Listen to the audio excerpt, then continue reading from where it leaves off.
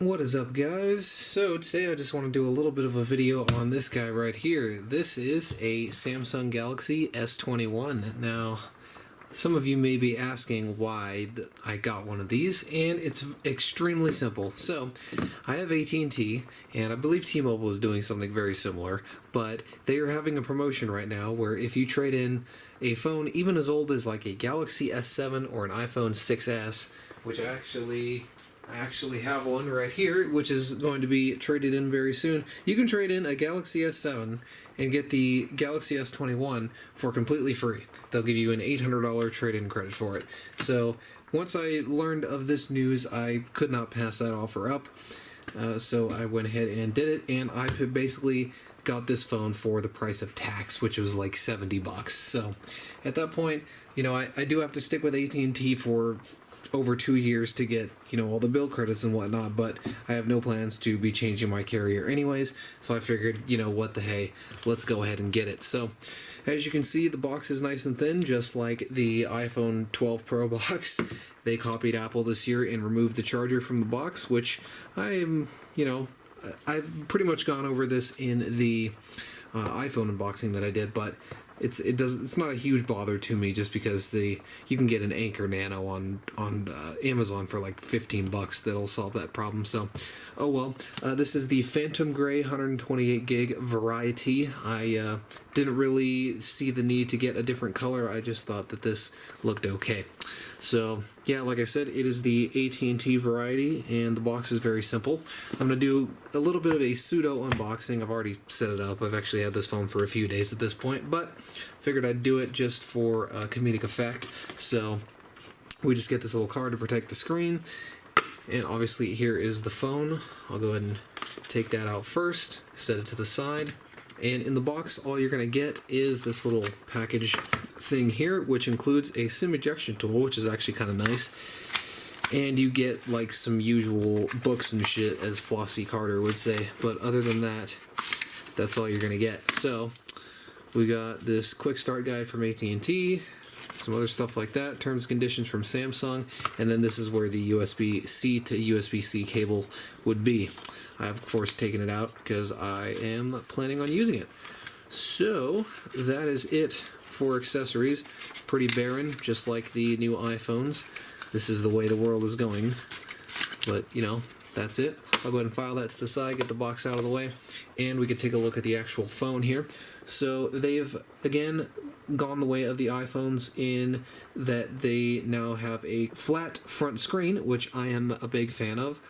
Curved screens were okay, but after so many years, I just kind of got bored with them. So we got a nice flat screen all the way to the edge. Here we have our hole punch camera, which I actually vastly prefer to the iPhone's notch, but we'll get to that. And then you flip around the back here, and honestly, I think this is a very, very good looking phone. I am an iPhone person, as a lot of you will probably know, but I think that this phone is much better looking, especially in the camera bump department, versus the iPhone. I just think that's true. Now, besides the camera bump, I think the iPhone is well designed, but this is just a nice looking phone overall, and I am really happy with it. So, you see this nice Phantom Gray color. It does have kind of a matte texture, just like the new iPhones, and this is actually plastic. Now, you wouldn't really be able to tell. I can, just because I have a knack for these things, but honestly, if you don't hold the S21 and the Ultra side by side, I don't think you would really be able to tell. And this texture is also very nice because, again, just like the iPhone, it is very fingerprint resistant, which I really like. Just have a Samsung logo down here and the IMEI of the phone. But overall, again, I really like the design of this phone. It is nice and thin, and honestly, going back to the camera bump, I really like the way that they integrated it into the design. You can see that the camera bump kind of spills over from the band around the side of the phone. I think this looks exceptional. Samsung did a great job with the design on this phone. Now we just have some volume buttons and a power button on this side. It got some microphones on the top. And down here we have our SIM slot, USB-C port, and one of the stereo speakers. Now, something to note is that they did get rid of, at least on the S21, I'm unsure about the Ultra, they got rid of the expandable storage, so I believe you're stuck with 128 or 256 gigs. So that's just something to note. Anyways, let's go ahead and power up the phone. As you can see, got an in-display fingerprint reader, which I'm a big fan of as well. There are actually several things that I honestly prefer design-wise over the iPhone. Namely, that fingerprint scanner works really well, which I am actually really surprised about. We have this nice hole punch camera up in the top. It's very small, very subtle. Not everyone's a fan of these, but I really like this over a big ugly notch on the phone, on the iPhone. So that's interesting.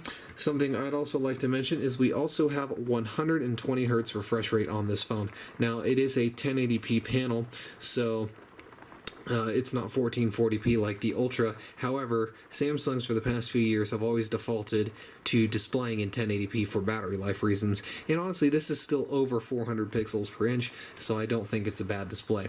Now, I do have a couple of things to take away with this phone, namely the 120 Hz, which you guys aren't going to see because I record in 60p, but you know, I love this feature. I cannot wait until the iPhone gets 120 Hz. I will sell this thing and upgrade immediately, despite how much I really like the 12 Pro. But yeah, 120 Hz is awesome. I really love it. This screen is just so smooth and responsive, and the experience just it is way better, and I love it. Another thing I'd like to mention, this phone has the Qualcomm Snapdragon 888.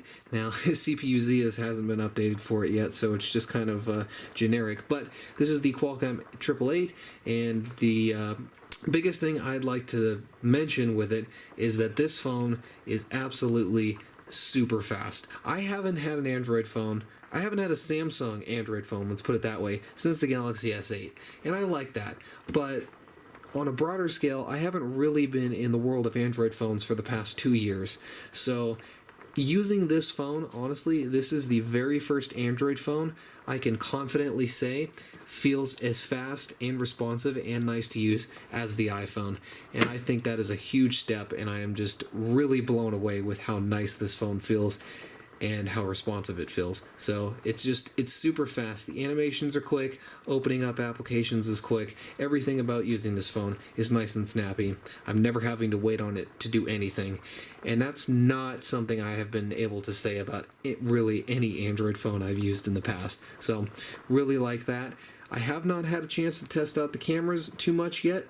I took one picture in low light, which I was pretty impressed with. Seemed about on par with my iPhone 12 Pro, which is cool, but I'll need more time to play with these. But overall, really impressed with this phone. I'm really happy that I picked it up, even though it's just going to be kind of a secondary device. It's not like I'm going to be switching away from my iPhone anytime soon. But like I said, for basically free, which is what I got it for, I've been really happy with this. So that was just kind of a little bit of a first impressions thing on this Galaxy S21.